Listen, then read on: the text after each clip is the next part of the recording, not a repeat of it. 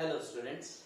So today we are going to start the very first chapter of class 10, that is the real numbers. Number system की अगर अपन बात करें तो ये फ्रॉम वेरी बिगनिंग क्लास 1 से अपन नंबर सिस्टम पढ़ते हुए आ रहे हैं और क्लास 9 में भी आपका पहला चैप्टर जो था वो रियल नंबर्स ही था, नंबर सिस्टम। तो अगर अपन रियल नंबर्स की अगर बात करते हैं तो रियल नंबर से अपन को क्या समझ में आता है? Real numbers are all the rational and irrational numbers. सारे ही रैशनल नंबर और इरैशनल नंबर्स क्या कहलाते हैं? रियल नंबर्स कहलाते हैं। अब अगर अपन बात करते हैं रैशनल नंबर्स की, तो रैशनल नंबर्स क्या होते हैं भाई? Any number that can be represent in the form of p by q and q is not equal to 0 and q is not equal to 0। For example, अगर मैं बात करूं रैशनल नंबर की, that can be 1 by 2 minus 4 by 5,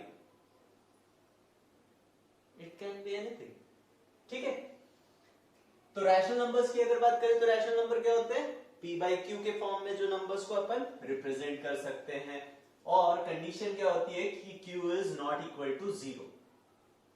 अब rational numbers भी दो type के होते हैं, जैसे कि एक होता है टर्मिनेटिंग नंबर और एक होता है रीअकरिंग नंबर। टर्मिनेटिंग नंबर और रीअकरिंग नंबर। टर्मिनेटिंग नंबर से क्या समझ में आता है भाई? ऐसे नंबर जो एक टाइम के बाद रुक जाते हैं। रुक जाते हैं कहने का मतलब क्या है? जैसे अगर मैं 4 by 5 को डिवाइड करता हूं तो वो एक टाइम के बाद रुक जाएंगे, that is 0.2। So such type of rational numbers are the terminating number। और कुछ नंबर ऐसे होते हैं जो बार बार रिपीट होते रहते हैं। से फॉर एग्जाम्पल अगर मैं एग्जाम्पल लेता हूं 10 by 3 का, तो 10 by 3 का अगर मैं आंसर निकालूं तो वो क्या हो जाएगा? 3.3333 बार। इसका मतलब तो यही हो गया।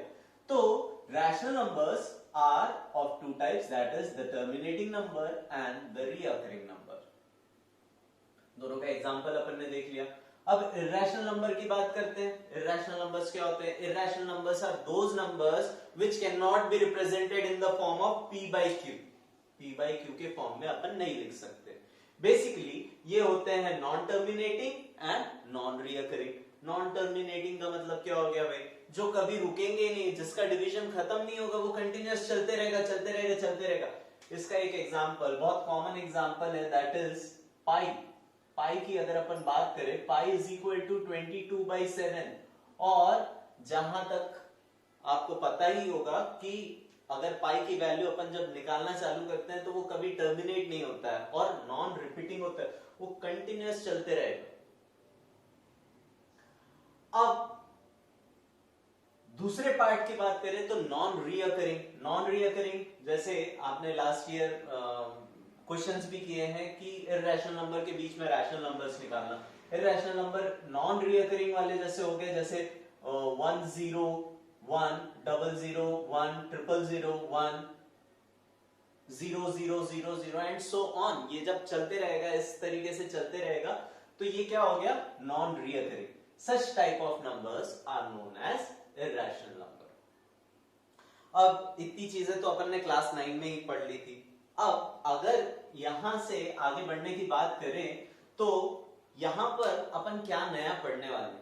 नया जो अपन पढ़ने वाले हैं, that is the Euclid's division lemma या यूक्लिड्स डिवीजन एल्गोरिथम। अब ये होता क्या है तो सबसे पहले समझ लेते हैं, इंट्रोडक्शन है वो ज्यादा इंपॉर्टेंट है। तो एल्गोरिथम की अगर बात करते हैं, एल्गोरिथम क्या होता है भाई? बहुत सिंपल सी चीज है। कोई भी आप गेम्स खेलते हो, है ना?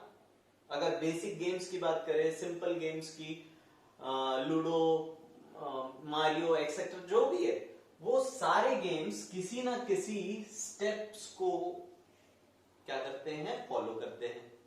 कोई प्रोग्रामिंग कर रहे हैं तो अपन एक एल्गोरिथम फॉलो करते हैं। एल्गोरिथम कहने का मतलब क्या है? Steps.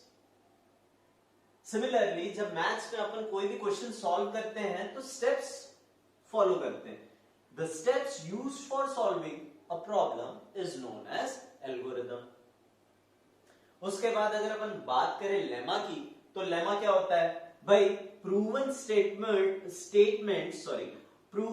Statement use for proving another statement. ऐसे प्रूवन स्टेटमेंट जो अपन आगे आने वाले स्टेटमेंट्स को प्रूव करने के काम में यूज करेंगे. ठीक है. Now the Euclid's division lemma या एल्गोरिथम, इसका जो स्टेटमेंट है वो क्या कहता है? For any integer a and b such that a is greater than b, there exists a unique integer q and r satisfying the relation a is equal to bq plus r, where r is greater than or equal to 0 but smaller than b. कुछ नहीं समझ में आया sir? Euclid's division lemma for any integer a and b, बहुत simple सी चीज है. चलो देखते हैं. अगर मैं डिवीजन एल्गोरिथम की बात करूं, डिवीजन एल्गोरिथम पढ़ा है आप लोगों ने. Dividend is equal to quotient into divisor plus remainder. पढ़ा है. अगर डिवीजन एल्गोरिथम से फॉर एग्जांपल यहां पे जो अपन ए बी ले रहे थे उसमें से ए को डिवाइड करना है अपन को b से, तो b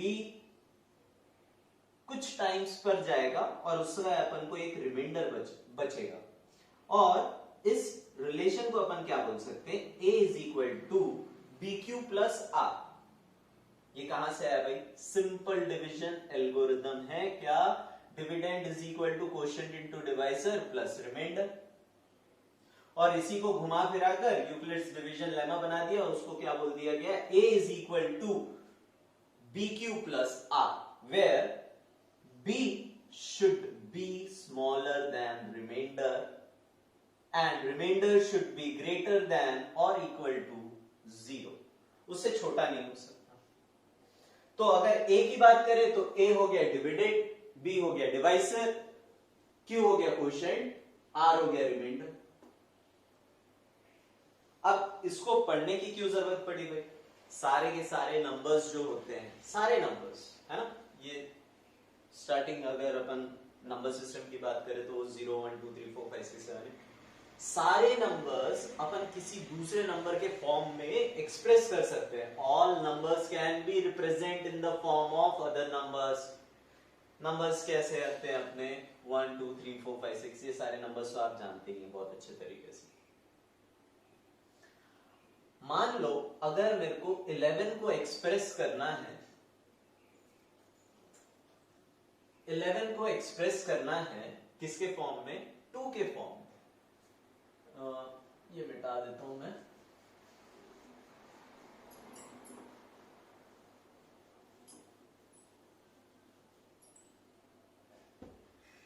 नंबर्स को एक्सप्रेस करना है किसी दूसरे नंबर के फॉर्म में, है ना.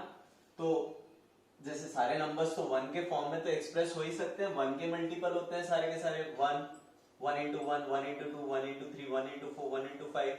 कोई भी रैंडम नंबर अगर 25 लेते हैं 1 into 25. व्हाट इफ अगर मेरे को दूसरे नंबर के फॉर्म में एक्सप्रेस करना है, जैसे 2 के फॉर्म में मेरे को एक्सप्रेस करना है 11 को. 11 को क्या करना है? 2 के फॉर्म में एक्सप्रेस करना है. तो मैं क्या करूंगा भाई? सारे नंबर्स अपन, देखो ध्यान देना इस बात पर, क्या बोल रहा हूं? सारे नंबर्स अपन दूसरे नंबर्स के फॉर्म में एक्सप्रेस कर सकते हैं. अब 11 को एक्सप्रेस करना है मेरे को 2 के फॉर्म में, तो 2 के फॉर्म में कैसे एक्सप्रेस कर सकते हैं?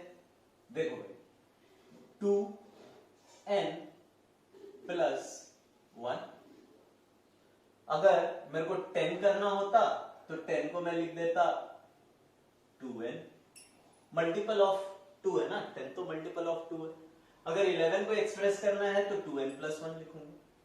कोई भी नंबर 43 ले लेते हैं. 43 को अगर अपन को एक्सप्रेस करना हो तो अपन उसको क्या लिखेंगे?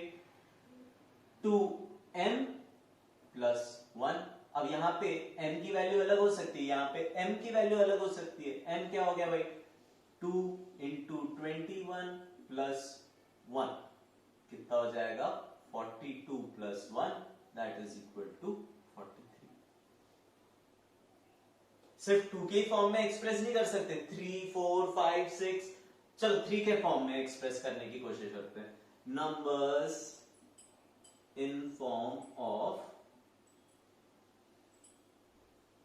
3, ये इंपॉर्टेंट है, ठीक है।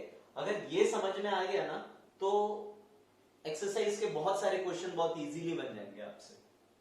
चलो, number in the form of 3, अगर 14 को मैं ले लेता हूं, अब मेरे को इसको 3 के फॉर्म में एक्सप्रेस करना है, तो सबसे पहले ना मैं उसके सबसे करीबी नंबर को ले लेता हूं, जैसे कि 12 क्या हो जाएगा, 3n, 3n, n यहां पे क्या हो गया, n belongs to 4, n is equal to 4, sorry, है ना।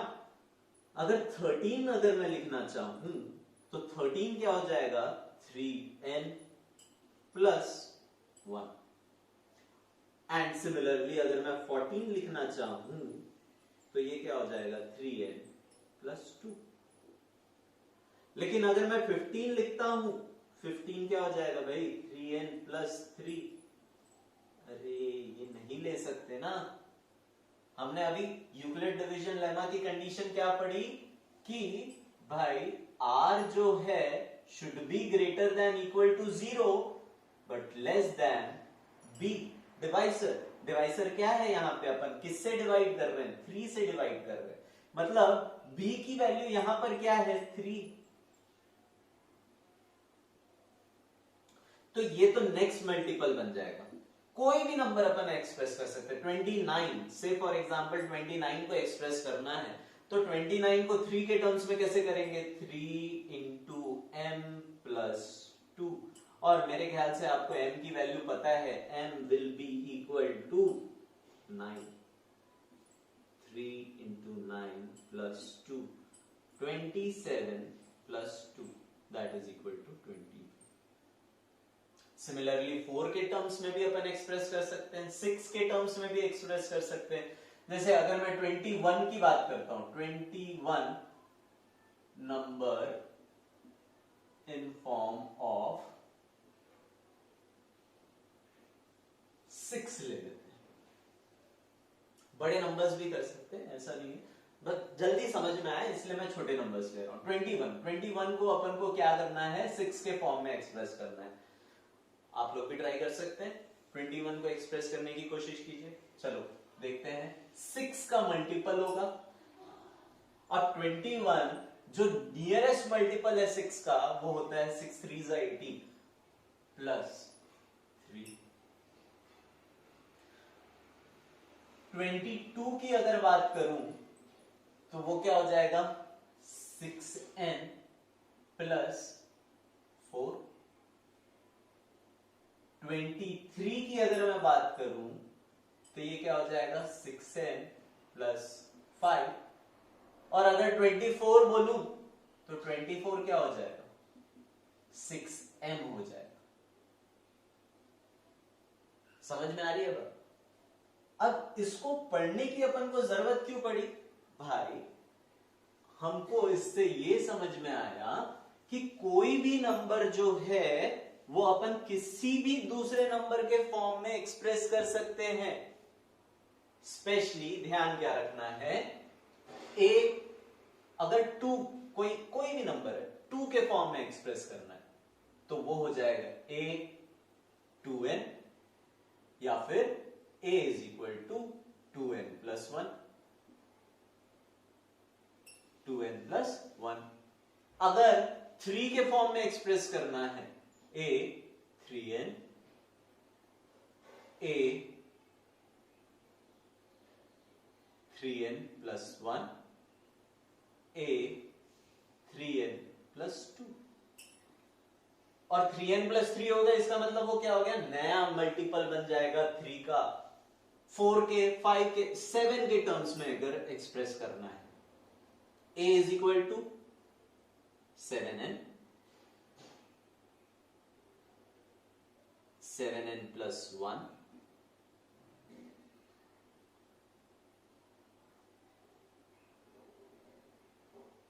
ये नेक्स्ट कंसेक्यूटिव नंबर्स को एक्सप्रेस करने की बात कर रहे हैं। 7n plus 2, a3 7n plus 3, a4 7n plus 5, a5 7n plus 6, a6 7n plus 7। जी नहीं, ये नहीं आएगा, यही ध्यान रखना है। जहां पर b की वैल्यू जो है 7 है वो हमेशा रिमाइंडर से छोटी रहेगी।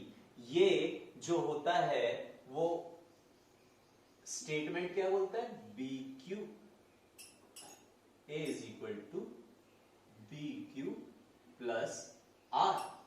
इसकी वैल्यू b की जो वैल्यू है वो हमेशा रिमाइंडर से छोटी रहनी चाहिए।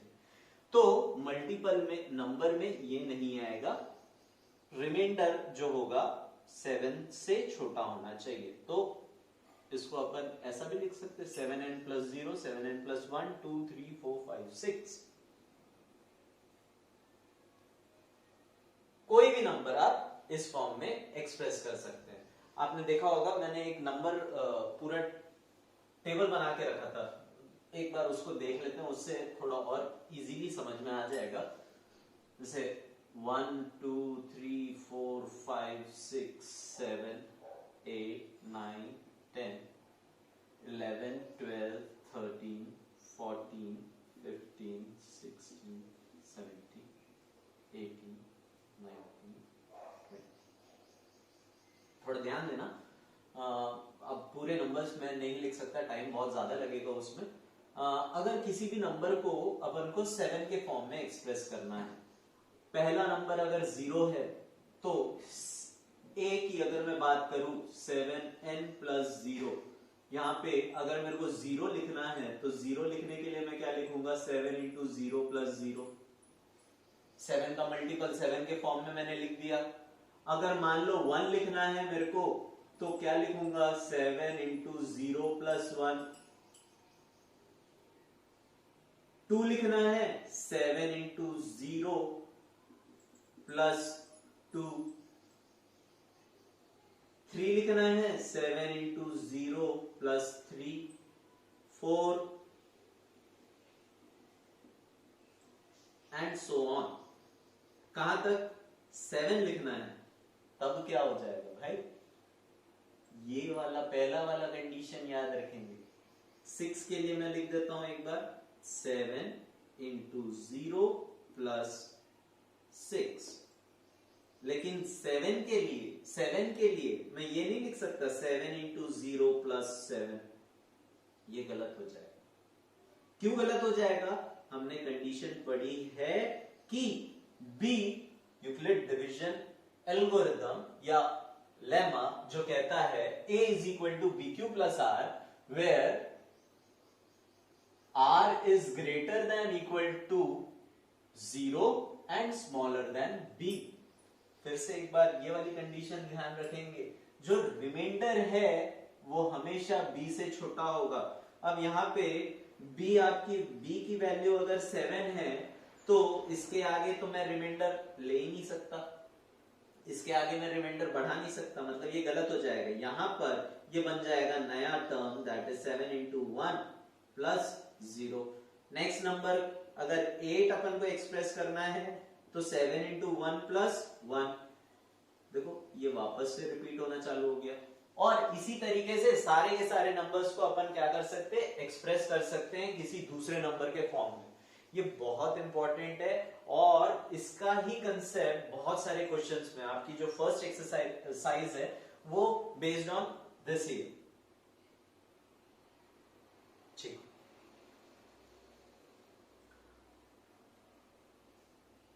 इसके बाद अपन बात करते हैं HCF निकालने के लिए। सो ये चीज आपको क्लियर हो गई होगी, यूक्लिड्स डिवीजन एल्गोरिथम या यूक्लिड्स डिवीजन लेमा का स्टेटमेंट कहता है कि a is equal to bq plus r। Condition क्या है कि reminder should be greater than equal to 0 but smaller than b। Simple words में a is equal to dividend, b is equal to divisor, q is equal to quotient and r is equal to remainder।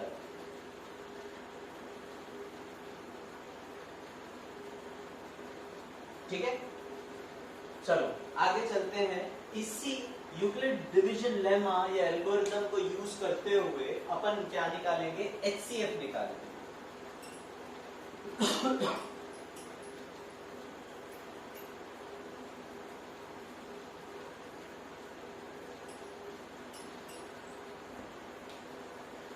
HCF of 56 and 72।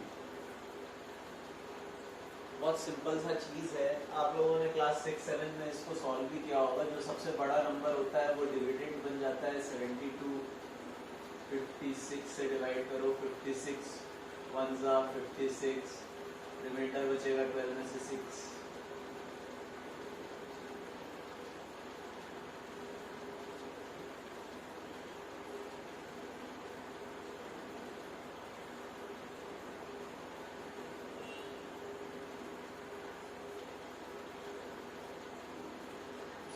यहाँ पे रुक जाना है।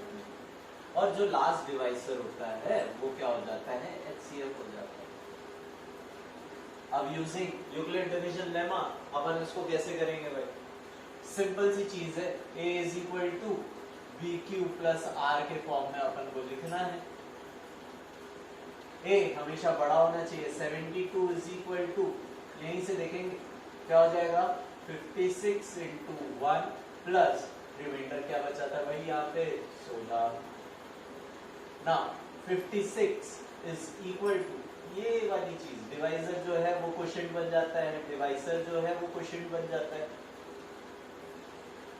Sorry divisor जो है वो dividend बन जाता है।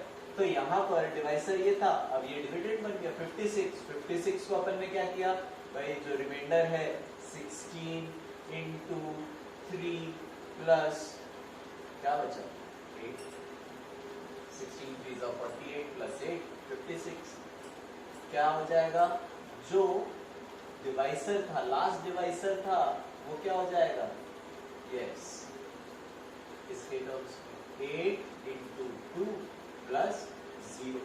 जहां रिमाइंडर 0 हुआ, जहां पर आपका रिमाइंडर की वैल्यू 0 हो गई, उसका जो b का वैल्यू है, b का वैल्यू जो है वो क्या हो जाएगा, HCF। समझ में आया होगा। क्या करना है भाई, सिंपल यूक्लिड्स डिवीजन एल्गोरिथम के अकॉर्डिंग अपन को सारे नंबर्स को लिखते जाना है। जहां रिमाइंडर 0 हो गया, उसका जो डिवाइसर रहेगा, b की जो वैल्यू रहेगी वो क्या हो जाएगा, HCF हो जाएगा। एक क्वेश्चन और देख लेते हैं,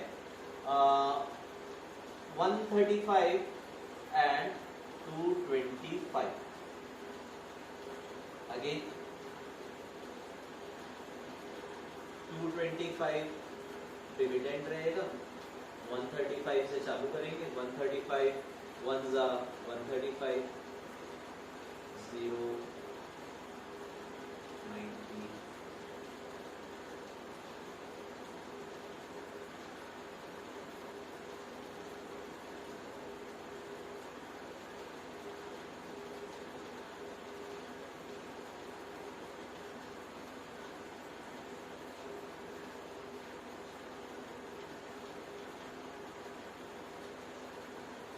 A is equal to BQ plus R। A क्या है, 225। बी क्या हो जाएगा 135 इंटू 1 प्लस रिमाइंडर क्या बचा 90, ये यहाँ आ जाएगा 135 is equal to 90 into 1 plus 45, 90 is equal to 45 into 2 plus 0, 0 आ गया भाई, b की वैल्यू क्या हो गई x here is equal to 45।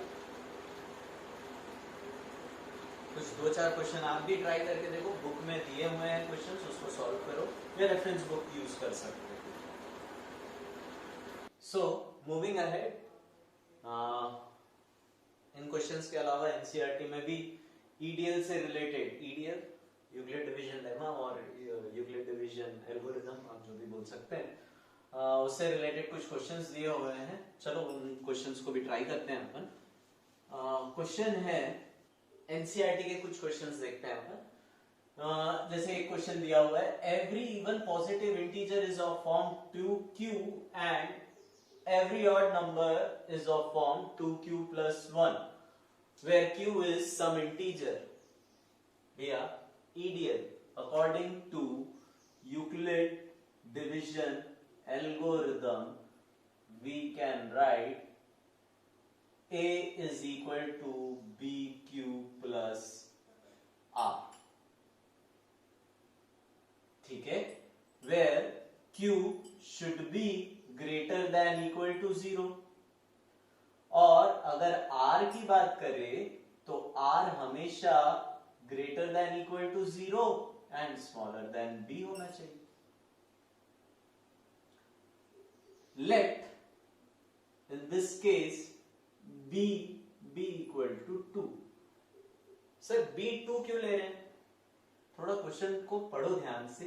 Is of form 2q और 2q plus 1, 2q plus 1, 2q plus 0, 2q plus 1, 2q plus 0, b क्या करेंगे अपन 2 लेंगे, तो a will be equal to, देखो q क्या होना चाहिए भाई, बड़ा होना चाहिए, या तो 0 होना चाहिए या उससे बड़ा होना चाहिए, तो क्या हो जाएगा ये 2 इंटू 0 प्लस 0, 2 इंटू 0 प्लस 1,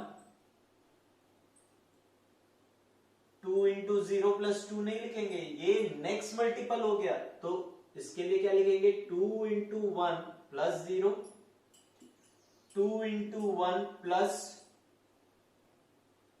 1, इसके बाद अगेन नेक्स्ट मल्टीपल हो गया 2 इंटू 2 प्लस 0, 2 इंटू 2 प्लस 1। अगर नंबर्स को देखें तो ये क्या हो जाएगा 0, ये हो गया 1, इसको छोड़ देते, 2, 3, 4, 5। तो जो नंबर्स हमको मिलते हैं या मिल रहे हैं, numbers are 0, 1, 2, 3, 4, 5 and so on.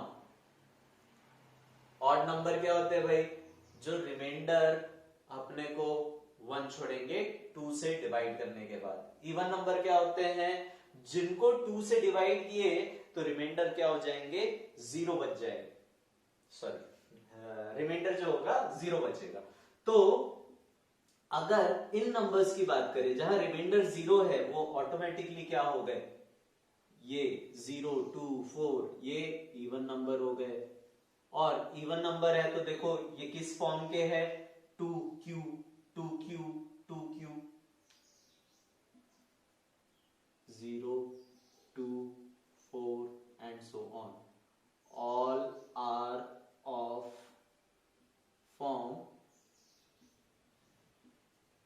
2q। Question समझना जरूरी है, समझ में आ गया तो उसको अपन लिख सकते हैं। और ऑड नंबर्स की अगर अपन बात करें तो वो हो गए यहां पर 1, 3, 5 एंड सो ऑन। तो अगर इसको लिखने के पैटर्न की बात करें तो जस्ट रिमाइंडर प्लस 1 हो गया ये, तो all are of form 2q plus 1। All of form क्या हो गया 2q प्लस 1, यानी कि 2 into 0 plus 1, 2 into 0 plus 2 into 1 plus 1, 2 into 2 plus 1 and so on. ये सारे नंबर क्या हो गए ऑड और इवन के लिए एक्सप्लेन हो गया। ठीक है, ठीक है, आगे के क्वेश्चंस देखते हैं अपन।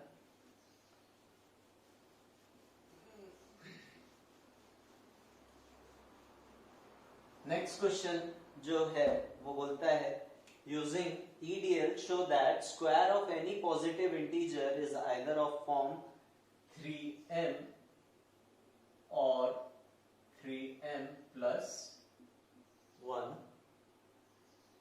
for some integer। ठीक है, यूजिंग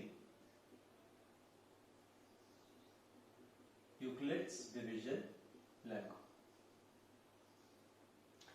तो ईडीएल यूज करते हुए अपन को क्या बताना है, स्क्वायर ऑफ एनी पॉजिटिव, एक बार क्वेश्चन देख लेते हैं, show that square of any positive integer is either of. Okay, so by EDL, अगर ईडीएल की बात करें या यूक्लिड डिवीजन लेमा के अकॉर्डिंग अगर अपन जाए, a is equal to B Q plus R होता है, where r is greater than equal to 0 and smaller than b। इस केस में डायरेक्टली, अब भाई वो बोल ही रहा है ना 3 के फॉर्म का, let b is equal to 3। तो सारे नंबर हम किसके फॉर्म में एक्सप्रेस कर सकते हैं, 3 के फॉर्म में। अगर मेरे को पॉसिबल नंबर्स क्या हो जाएंगे, पॉसिबल नंबर्स हो गए अपने क्या 3q plus 0, 3q plus 1, 3q plus 2, यही होंगे नंबर। सारे नंबर इन्हीं के फॉर्म में एक्सप्रेस कर सकते हैं, 3q प्लस 3 नहीं, q 3q plus 3 next multiple बन जाएगा।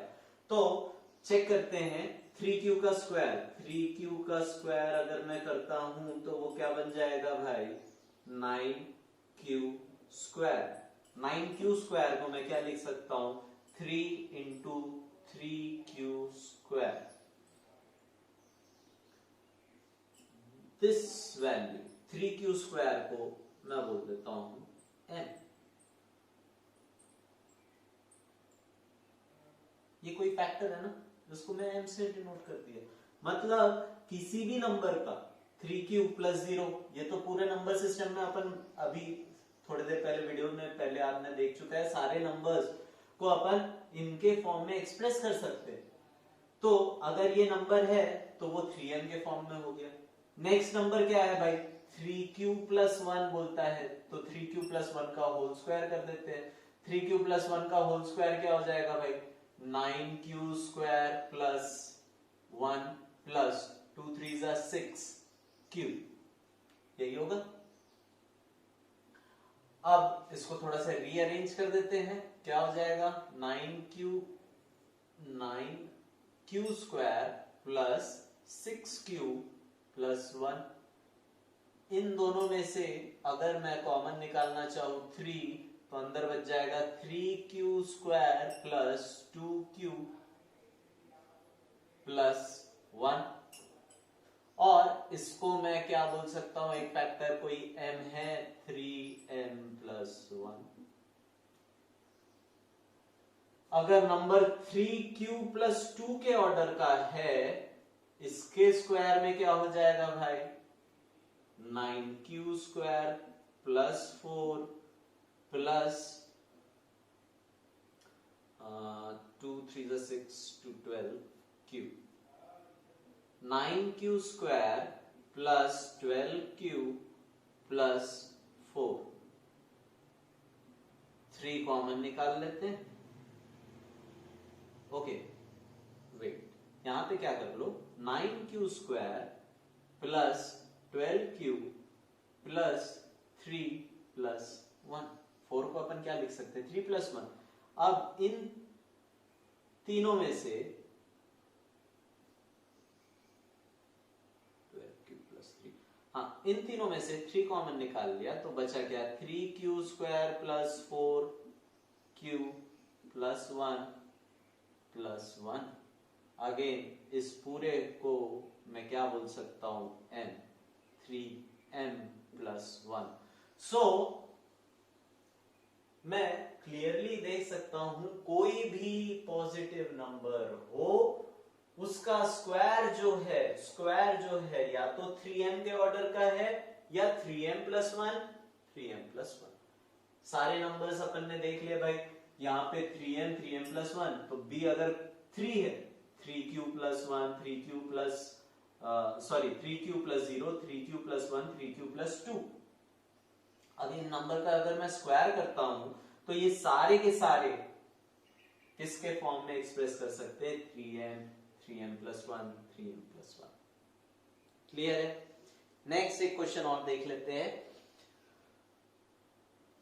Euclid's division lemma to show that the cube of any positive integer is of form 9m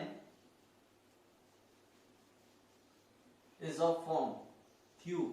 Euclid division lemma use करना है क्यूब के लिए और वो किस फॉर्म का होगा, 9m प्लस 1 और 9m प्लस 8 इस ऑर्डर का होना चाहिए। ठीक है, अकॉर्डिंग टू ईडीएल की अगर मैं बात करता हूं, a is equal to bq plus r। Question क्या बोलता है, एनी पॉजिटिव इंटीजर का क्यूब जो है वो 9m प्लस 1 और 9m प्लस 8। एनसीईआरटी को आप देख सकते हैं, उसमें दिया हुआ है क्लियरली क्वेश्चन, आप वहां से फॉलो कर लीजिएगा। Now a is equal to bq plus r। a is equal to क्या हो गया भाई, bq प्लस r। तो यहां पर अब आप बोलेंगे सर 9 है, b क्या ले लो, 9। जी नहीं, क्वेश्चन पढ़ना भी पड़ेगा, समझना पड़ेगा, उसके बाद ही अपन चीजों को लेंगे। यहां पर b को अपन क्या लेंगे, देखो 9 ले लेंगे तो 9 से क्या हो जाएगा, 9 अगर मैं 9 ले लेता हूं, 9m प्लस 0, 9m प्लस 1,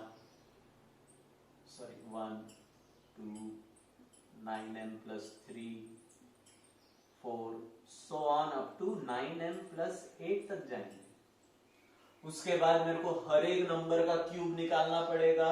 उसके बाद जो अपन ने प्रीवियस क्वेश्चन में किया, कॉमन निकालकर 9m प्लस 1 या 9m प्लस 8 के फॉर्म में एक्सप्रेस करना पड़ेगा। इससे थोड़ा सा सिंपल कर लेते हैं अपन। यहां पर मैं b ले लूंगा 3, so a can be written as 3q plus 0, 3q plus 1, 3q plus 2। सारे नंबर अपन किसी भी नंबर के फॉर्म में लिख सकते हैं। अब अगर 3q प्लस 0 के फॉर्म में है तो 3q का क्यूब कितना हो जाएगा भाई, 27q क्यूब।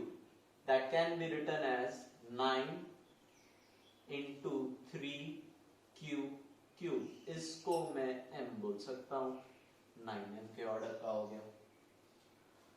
अगला नंबर है 3q प्लस 1 का whole cube, a plus b का होल क्यूब। तो याद होगा आप लोगों को फॉर्मूला के, अगर याद नहीं है तो बहुत ज्यादा इंपॉर्टेंट है, ये सारे फॉर्मूले आपको बहुत अच्छे तरीके से याद होने चाहिए। ठीक है, अगर याद नहीं है फिर भी आपके लिए एक बार लिख देते हैं, a cube plus 3a square b plus 3ab square plus b cube.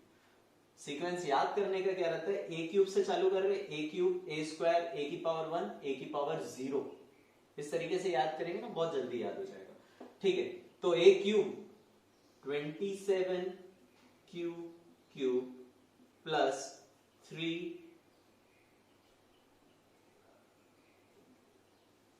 9q square into 1 plus 3 into 3q plus 1 square plus 1। पूरा सॉल्व करते हैं इसको। 27q square plus 9q plus 1। इतने में से 9 कॉमन निकाल लेते हैं, अंदर बचेगा 3q plus 3q square plus q plus 1। और इतने फैक्टर को मैं m बोल सकता हूं, 9m प्लस 1। नेक्स्ट जो नंबर है इस तरफ लिख देते हैं, 3q प्लस 2 का cube, 27q cube plus 3a square b कितना हो जाएगा, 54q square plus 9436q plus 4। अब इसको अपन क्या लिख सकते हैं, सॉरी 8 क्यूब है ना। अब इसको अपन क्या लिख सकते हैं, इनमें से 9 कॉमन निकाल लो। 9 कॉमन निकला तो 3q cube plus 6q square plus 4q plus 8। इतने फैक्टर को मैं m बोल सकता हूं, 9m प्लस 8। तो क्वेश्चन स्टार्टिंग में पूछा गया था किसी भी पॉजिटिव नंबर का क्यूब जो है वो 9m प्लस 1, 9m प्लस 8 के ऑर्डर का होना चाहिए। आपको पता है सारे नंबर अपन 3q प्लस 1, 3q प्लस 2 के ऑर्डर में लिख सकते हैं, और इनका क्यूब किया तो वो 9m प्लस 1, 9m प्लस 8 के ऑर्डर का होगा। आप याद रखो यहां पर सारे नंबर्स आप 9m plus 1, 9m plus 2, 9m plus 3 ऐसे करके 9m प्लस 8 तक लिख सकते थे, लेकिन आप ये सोचिए कि ये सारे नंबर्स का क्यूब निकालने के बाद कितना बड़ा वैल्यू होता है, 729m क्यूब। इसमें से कॉमन निकालना कितना टफ हो जाती चीज है, कॉम्प्लिकेटेड हो जाती है। उससे बेटर है अपन क्या किए, इसको 3q plus 0, 3q plus 1, 3q plus 2 के ऑर्डर में अपन ने नोट कर लिया सारे नंबर, क्योंकि इसके ऑर्डर के होते हैं, अपन ने क्यूब कर दिया, निकाल दिया। 9m प्लस 1, 9m प्लस 8 के ऑर्डर के होते हैं। क्लियर है? होप सो चीजें क्लियर हो रही होगी। एक दो क्वेश्चंस करने से या देख लेने से नहीं होने वाला। पेन उठाओ, कॉपी उठाओ, एक एक क्वेश्चन सॉल्व करो। जब तक आप प्रैक्टिस नहीं करेंगे तब तक ये क्वेश्चंस नहीं बनेंगे। कई सारे लोग तो ये क्या करते हैं, ये टॉपिक को छोड़ ही देते हैं, मतलब हाँ ठीक है बन जाएगा, और एग्जाम पे जाने के बाद ना ये बनता नहीं है। तो लीनियंटली मत लो, 10th बोर्ड होता है, कोई भी चीज छोड़ना नहीं है। स्टार्टिंग से 100% अपना एफर्ट रखो, डेफिनेटली आपको रिजल्ट मिलेगा। ठीक है, मूविंग अहेड। तो ऑलमोस्ट अपन ने सारे यूक्लिड डिवीजन लेमा के ऊपर बेस्ड जितने क्वेश्चन थे, सारे जो मेन टॉपिक्स या पैटर्न के क्वेश्चन थे अपन ने उनको कवर कर लिया है। इसके बाद आते हैं अपन नए टॉपिक पर, that is the fundamental theorem of arithmetic. अब ये फंडामेंटल थ्योरम ऑफ अरिथमेटिक क्या है, ये टोटली बेस्ड है कंपोजिट नंबर और प्राइम नंबर्स के ऊपर, HCF LCM। तो अगर अपन फंडामेंटल थ्योरम ऑफ अरिथमेटिक बोलते हैं तो every composite number can be expressed as a product of prime numbers. कोई भी कंपोजिट नंबर जो है उसको अपन प्राइम नंबर के प्रोडक्ट के फॉर्म में एक्सप्रेस किया जा सकता है। Say for example 24 can be written as 2 into 2 into 2 into 3। 143 की अगर बात करें तो 143 can be written as 11 into 13। 416 की अगर बात करें तो वो अपन लिख सकते हैं 2 into 2 into 2 into 2 into 2 into 13, that is 2 raised to the power 5 into 13 raised to the power 1। इसी को अपन क्या बोलते हैं, fundamental theorem of arithmetic. Fundamental theorem of arithmetic समझने के लिए सबसे ज्यादा जरूरी है कंपोजिट नंबर और प्राइम नंबर क्या होते हैं। प्राइम नंबर बहुत इजीली आप सब जानते हैं, प्राइम नंबर ऐसे नंबर जिनके सिर्फ दो फैक्टर होते हैं, numbers having only two factors, one and the number itself. Such type of numbers are prime number. सबसे छोटा प्राइम नंबर होता है 2, 3, 5, 7, 11 and so on. Composite number क्या होते हैं? ऐसे नंबर जिनके दो से ज्यादा फैक्टर्स हो उनको अपन क्या बोलते हैं? कंपोजिट नंबर बोलते हैं। तो सबसे पहला कंपोजिट जो नंबर होता है वो होता है 4। पहला कंपोजिट नंबर 4। इसके फैक्टर्स क्या है भाई? 1, 2 एंड 4। दो से ज्यादा जहां भी फैक्टर्स हो गए उनको अपन क्या बोलेंगे? कंपोजिट नंबर बोलेंगे। तो composite number at least 2 factors other than 1 के अलावा और कोई दो फैक्टर्स आ गए तो उनको अपन क्या बोलते हैं? कंपोजिट नंबर बोलते हैं। नाउ एक क्वेश्चन दिया हुआ है, express the number as the product of prime. Prime number के प्रोडक्ट के फॉर्म में अपन को एक्सप्रेस करना है 140। 140 को अपन किस तरीके से एक्सप्रेस कर सकते हैं?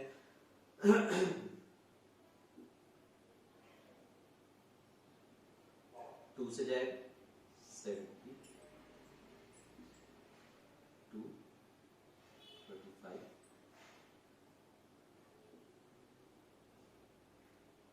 5, 7,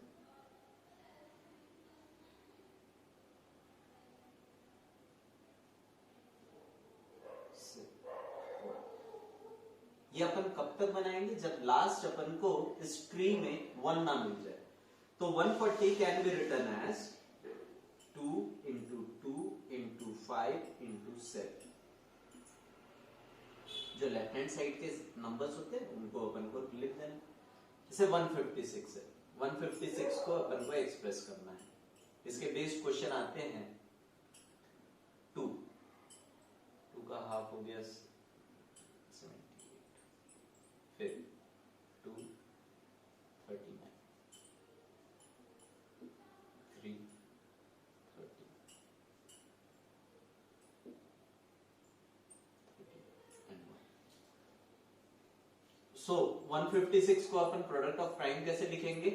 156 is equal to 2 into 2 into 3 into 30। That's it।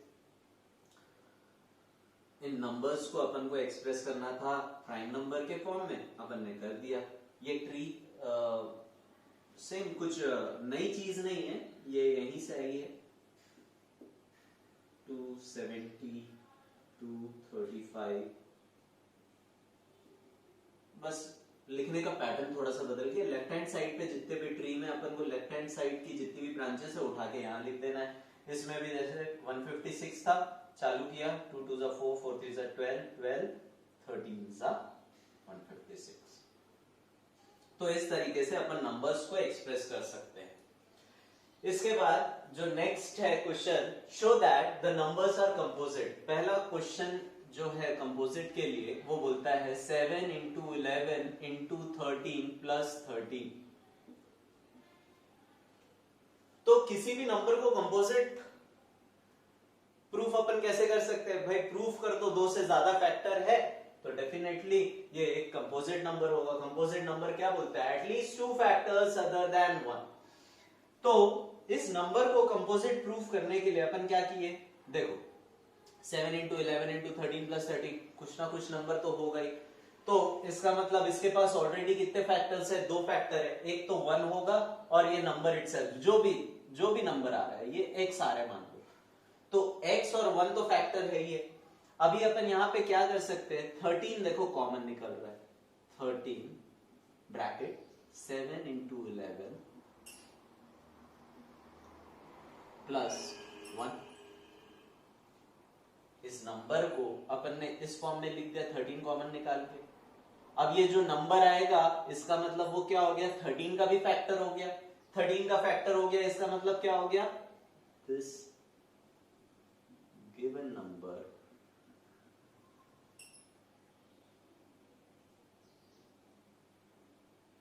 have factors more than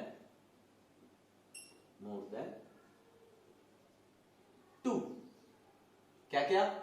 1, एक तो इस कंप्लीट नंबर का 1 होगा फैक्टर, ये जो भी नंबर आएगा वो एक फैक्टर होगा, और अभी अपन ने प्रूव कर दिया 13 भी उसका एक फैक्टर है। इसका मतलब क्या हो गया? ये कंपोजिट नंबर है। B question, 7 into 6 into 5 into 4 into 3 into 2 into 1 plus 5 is a composite number. इसे प्रूफ करना है। यस, कर सकते हैं बिल्कुल। 7 into 6 into 5 into 4 into 3 into 2 into 1 plus 5, ये बी क्वेश्चन है। तो इसमें अपन क्या कॉमन निकाल सकते हैं भाई? 5 कॉमन निकाल सकते हैं। 5, 7 into 6 into 4 into 3 into 2 into 1 plus 1। देखो 5 भी एक फैक्टर आ गया। इसका मतलब क्या हो गया?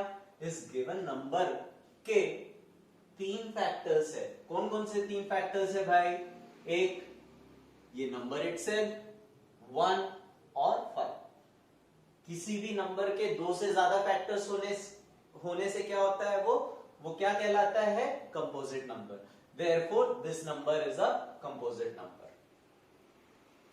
नेक्स्ट जो पैटर्न ऑफ क्वेश्चन है, नोट कर सकते हैं। मैं नोट को प्रेफरेंस नहीं दूंगा, कोशिश करो खुद से आप लिखो। और एनसीईआरटी बुक और रेफरेंस बुक, पहले तो एनसीईआरटी बुक के ऊपर कंसंट्रेशन रखें अपना। पहले एनसीईआरटी बुक को सॉल्व करो, उसके बाद रेफरेंस बुक को सॉल्व करो। नेक्स्ट जो क्वेश्चन है, जो नेक्स्ट पैटर्न ऑफ क्वेश्चन है, उसके लिए भी एक फॉर्मूला समझना अपने लिए जरूरी है, एचसीएफ और एलसीएम से रिलेटेड।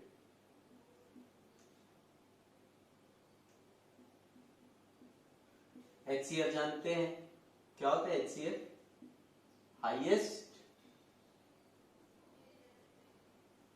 कॉमन फैक्टर,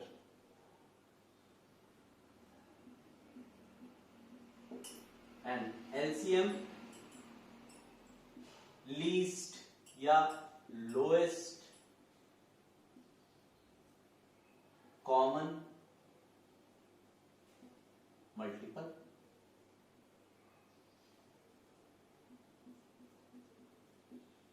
तो इसका बेस्ट तरीका क्या है भाई?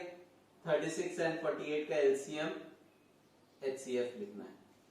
36 को अपन प्राइम फैक्टराइजेशन कर देते हैं। प्राइम फैक्टराइजेशन 36 का क्या होगा? 36 2 18 2 9 3 3 3 1। 36 को अपन लिख सकते हैं 2 into 2 into 3 into 3। Similarly 48 tree आप बनाएंगे, क्या लिख सकते हैं?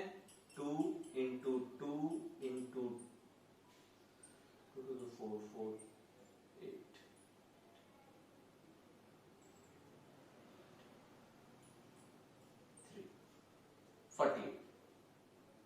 अगर एचसीएफ लिखना है, जो हाईएस्ट कॉमन फैक्टर होगा, हाईएस्ट कॉमन फैक्टर क्या हो गया भाई? ये तो एचसीएफ 2 into 2 into 3, और एलसीएम क्या हो जाएगा? जितने भी पेयर्स है सबको बाहर निकाल दो। 2 into 2 into 2 into 2 into 3 into 3, ये हो गया।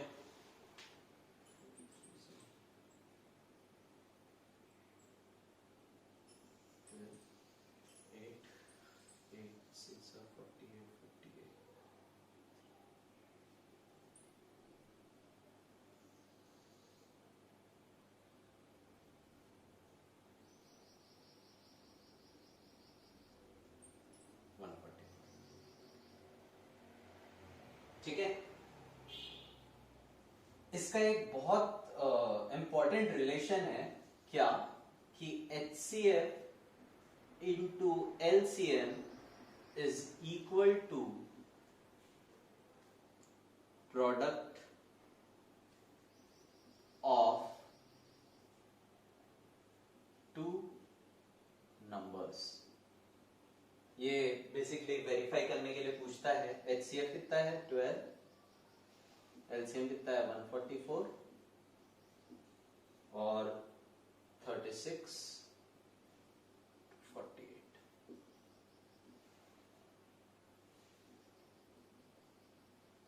One seven two eight 1728।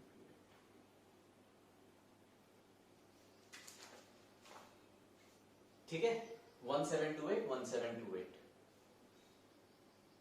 ठीक है, moving ahead, decimal representation of rational number. Decimal representation of rational number, किसी भी रैशनल नंबर को डेसिमल के फॉर्म में अपन किस तरीके से एक्सप्रेस कर सकते हैं।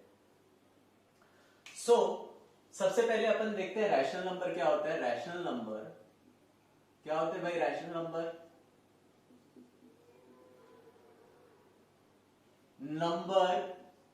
in form of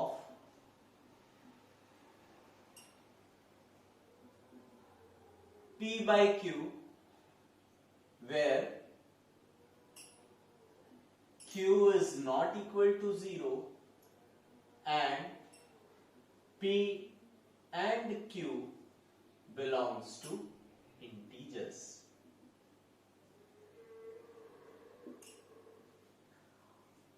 rational number क्या होते हैं? Any number that can be written in the form of P by Q, where Q is not equal to 0 and P and Q are integers. तो कोई भी number अपन decimal में किसको जल्दी express कर सकते हैं सब आसानी से समझने के लिए। से फॉर एग्जांपल 4/20 दिया हुआ है एंड 4/10 दिया है। ठीक है, तो 4/20 को भी अपन डेसिमल में लिख सकते हैं, 4/10 को भी, लेकिन 4/10 को मैं बहुत इजीली लिख सकता हूं 0.4, लेकिन 4/20 को मेरे को लिखने के लिए क्या हो जाएगा 4/2 into 10, ये cancel, now we will write it as 0.2। तो बहुत सिंपल है, किसी भी रैशनल नंबर को डेसिमल फॉर्म में एक्सप्रेस करना है तो उसके डिनोमिनेटर में 10 या उसके मल्टीपल्स होने चाहिए। जैसे 1 2 3 divide by 10, 1 2 3 divide by 100, 1 2 3 divide by 1000। इसको मैं क्या लिख सकता हूं 12.3, इसको मैं लिख सकता हूं 1.23, इसको मैं लिख सकता हूं 0.123। तो अगर डिनोमिनेटर में 10 का पैटर्न होगा, 10 के मल्टीपल्स होंगे, 10 के मल्टीपल्स नहीं 10 और उसके पावर में होंगे, ठीक है 10 100 1000 उसके ऑर्डर में होंगे, तो हम उस नंबर को बहुत ही आसान तरीके से क्या कर सकते हैं डेसिमल में लिख सकते हैं।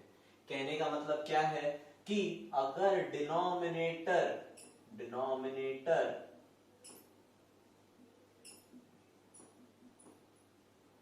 2 into 5 के पैटर्न का होगा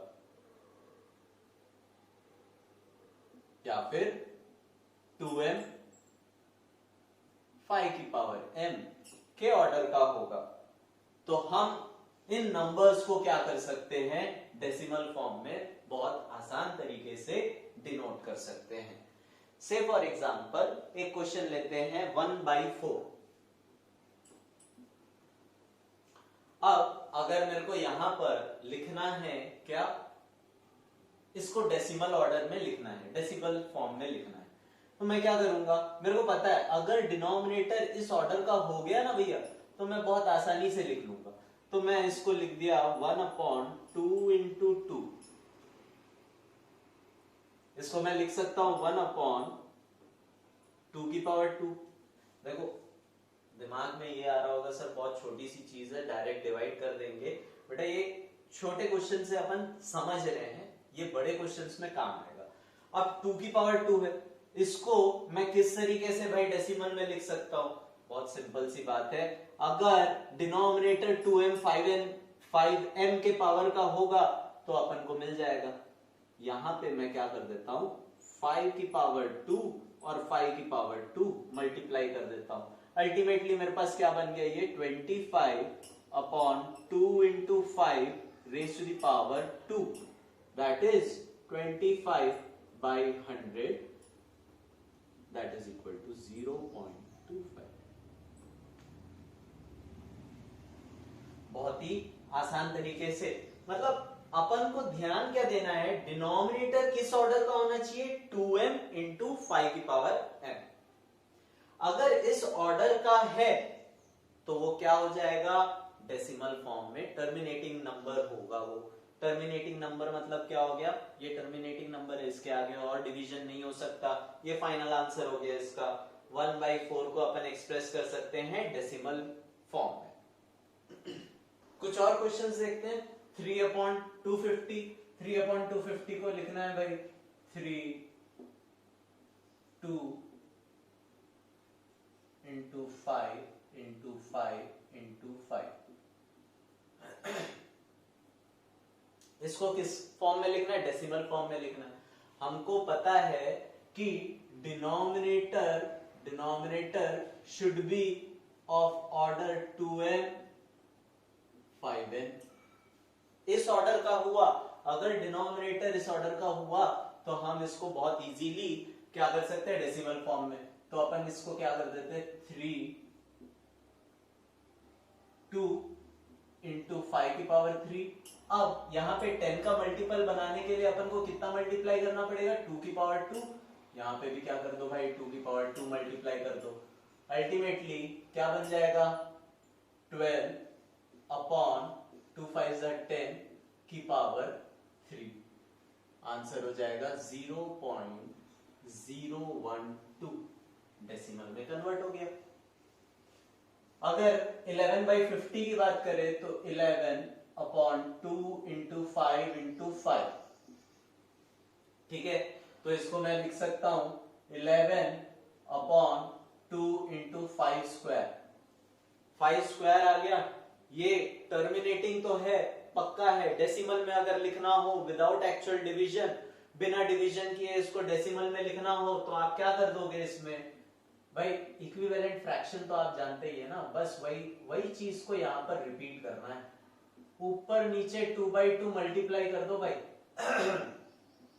क्या हो जाएगा, 22/10 square, that is 22/100 and ultimately answer अपना आ जाएगा 0.22। 5/12, 5/12 को देख लेते हैं। 5 upon 12, 2 into 2 into 3, that is 5 upon 4 2 की पावर 2 to 3।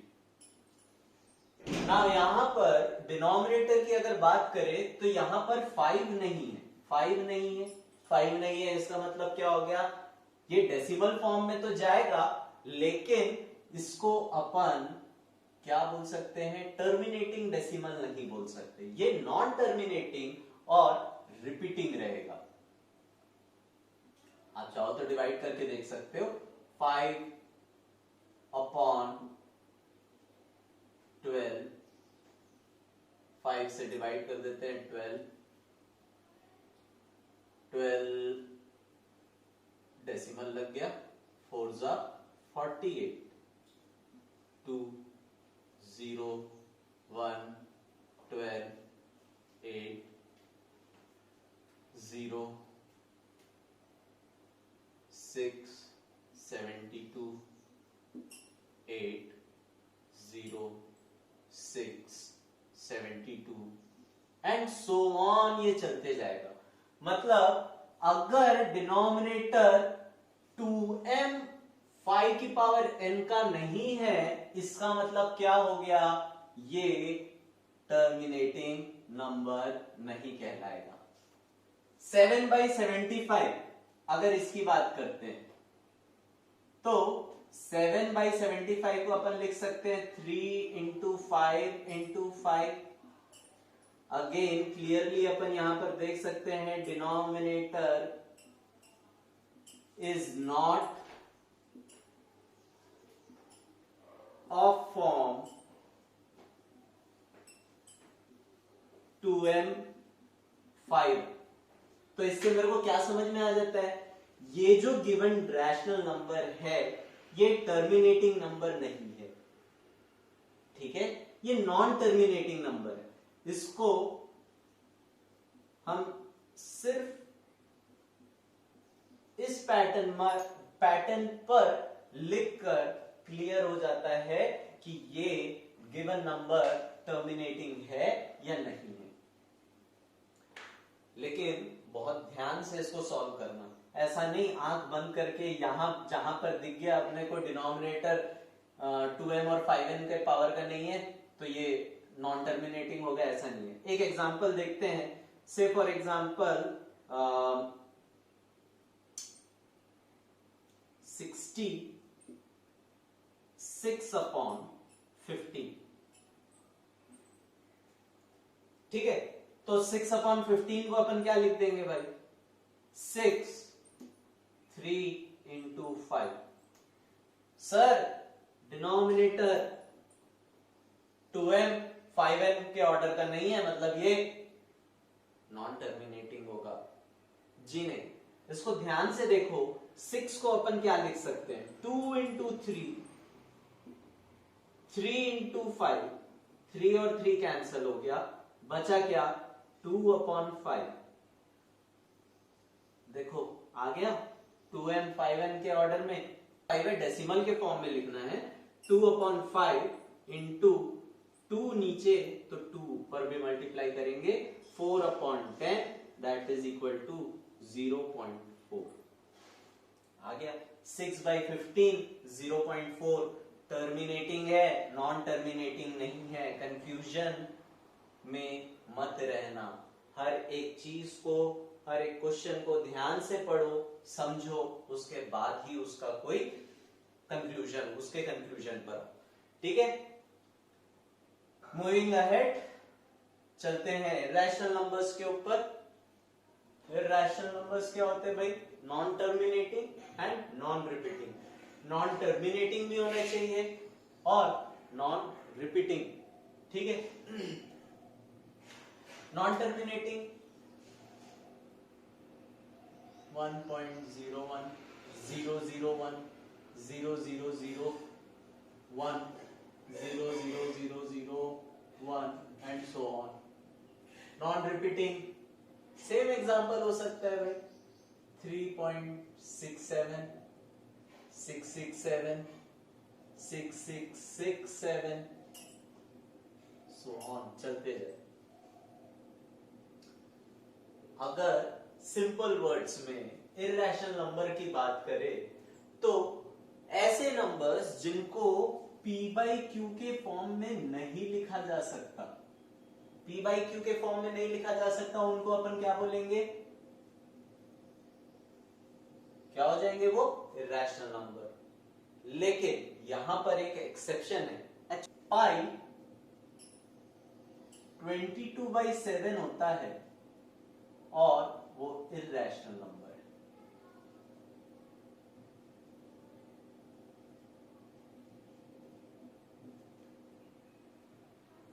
एक छोटा सा होमवर्क दे रहा हूं आप लोगों के लिए, आप पता कीजिए ये पाई जो है 22/7 इरैशनल नंबर क्यों है। अब अगर थोड़ा सा हिंट दे देता हूं, 22/7 की अगर मैं बात करूं तो उसकी वैल्यू जो होती है वो होती है 3.1415925 एंड समथिंग। ये नॉन टर्मिनेटिंग है और नॉन रिपीटिंग भी है।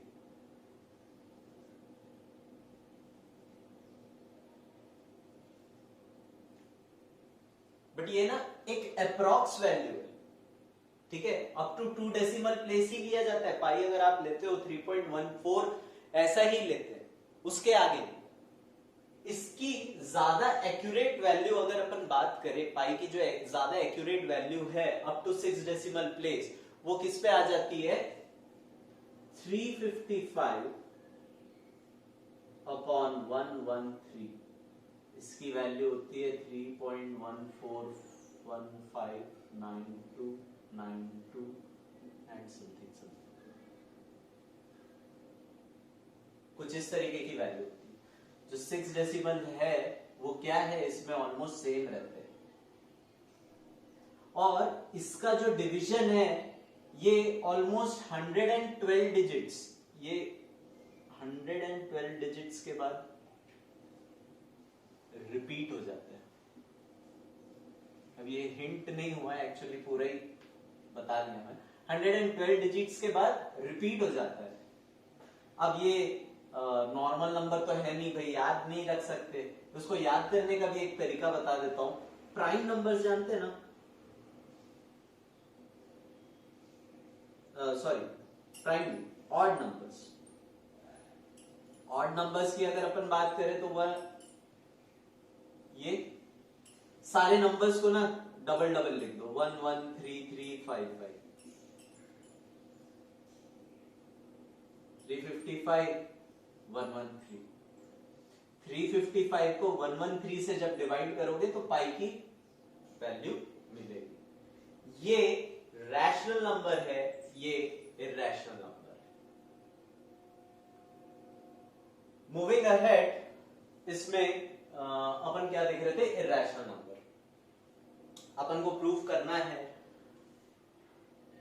क्या कि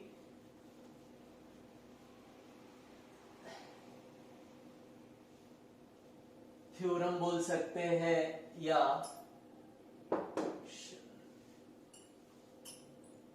√2 is a irrational number।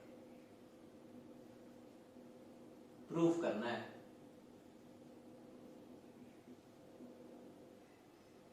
लेकिन इसको प्रूफ करने से पहले एक छोटा सा चीज, एक छोटे से कंसेप्ट अपन समझते हैं।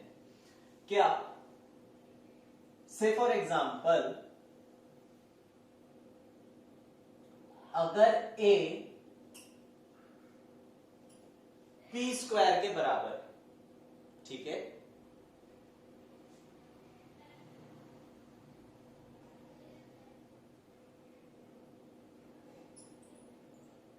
Two is a factor, if 2 is a factor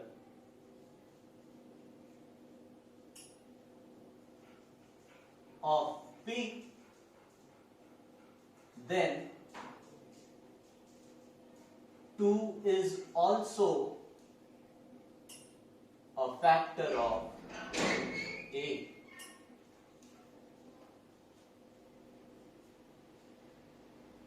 नहीं समझ में आया होगा तो डिजिट्स के फॉर्म में देख लेते हैं। 144 is equal to 12 square।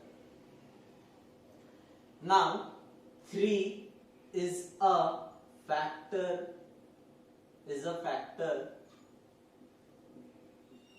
of 12, therefore 3 is also a factor of 144। Check कर सकते हैं, 4 + 4 8, 8 + 1 9, 9 है। अगर डिजिट का सम 9 आ रहा है तो वो 3 से डिविजिबल है, 9 से भी डिविजिबल है। तो ये छोटा सा एक कंसेप्ट अपन को समझना था। अब ये जो नंबर है ना, √2 इज अ इरैशनल नंबर, इसको प्रूफ बड़े आसानी से अपन कर सकते हैं। तो अपन अजम्पशन ले लेते हैं क्या, कि let us assume √2 is a rational number। क्या assume कर लो भाई, it is a rational number। और रैशनल नंबर के बारे में अपन क्या जानते हैं कि वो p/q के फॉर्म में लिख सकते हैं अपन उसको। रैशनल नंबर है तो p बाई क्यू के फॉर्म में लिख सकते हैं, where p and q are coprime. Coprime का मतलब क्या हो गया भाई, p और q में जो कॉमन फैक्टर होगा वो सिर्फ और सिर्फ 1 होगा। Let us assume root 2 is a rational number. Root 2 is equal to p by q, where p and q are co-prime numbers. Squaring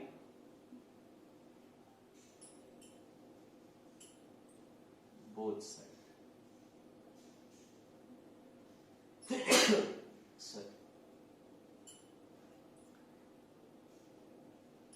Root 2 square p by q whole square,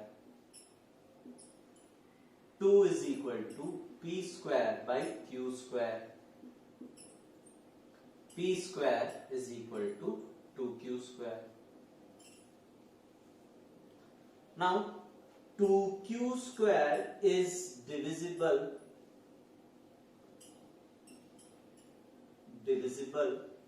by 2।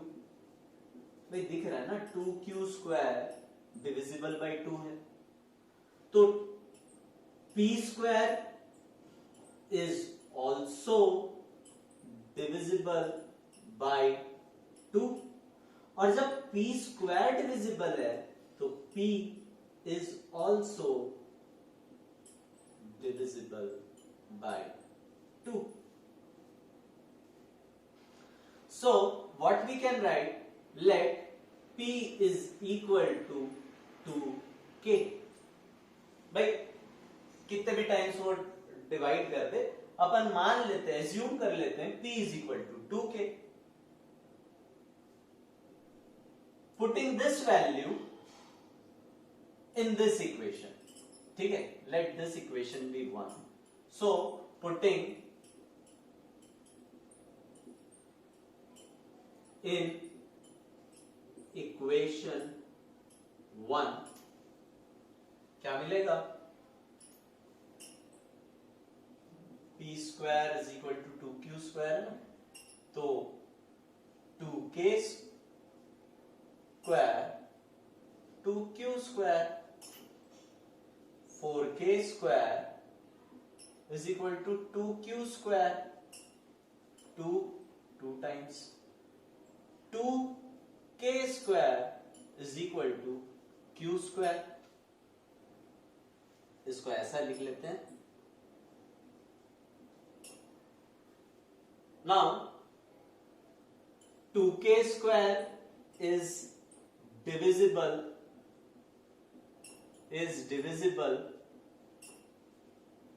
Bye 2, तो q square is divisible by 2 and q is also divisible by 2। अपन ने assumption क्या लिया था, p and q are co-prime number। now p is divisible by 2, q is also divisible by 2। this contradicts our assumption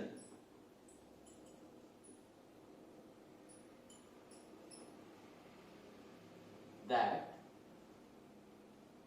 root 2 is a rational number। क्यों contradict कर रहा है, as p and q are divisible by 2,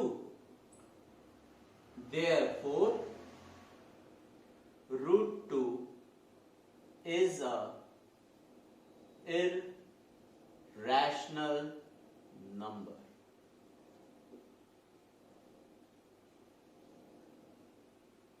बहुत simple तरीके से अपन ने बनाया। भाई देखो, एज्यूम कर लो रूट 2 क्या है, रैशनल नंबर है, p बाई क्यू, स्क्वायर किया, इस तरीके से आप प्रूफ कर सकते हैं उसको। ठीक है, √2 इज अ इर्रेशनल नंबर। अब इसी पैटर्न ऑफ क्वेश्चन में एक क्वेश्चन और आता है कि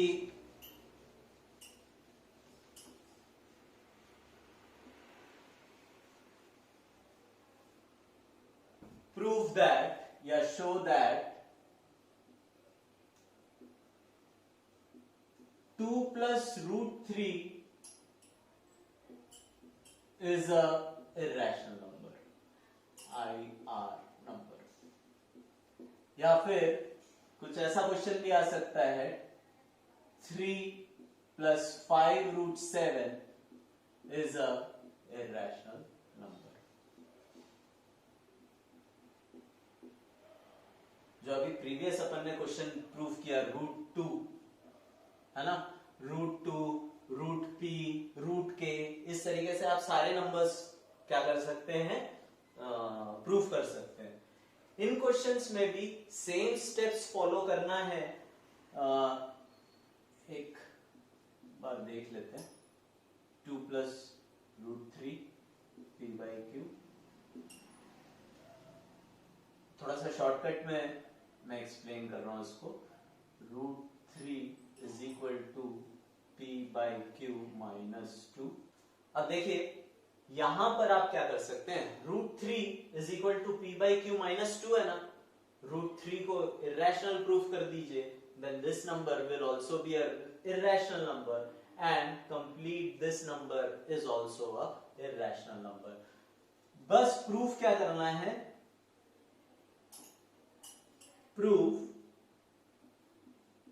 √3 is a irrational number। उसके बाद सेम स्टेप्स जो अपन ने √2 के लिए फॉलो किए।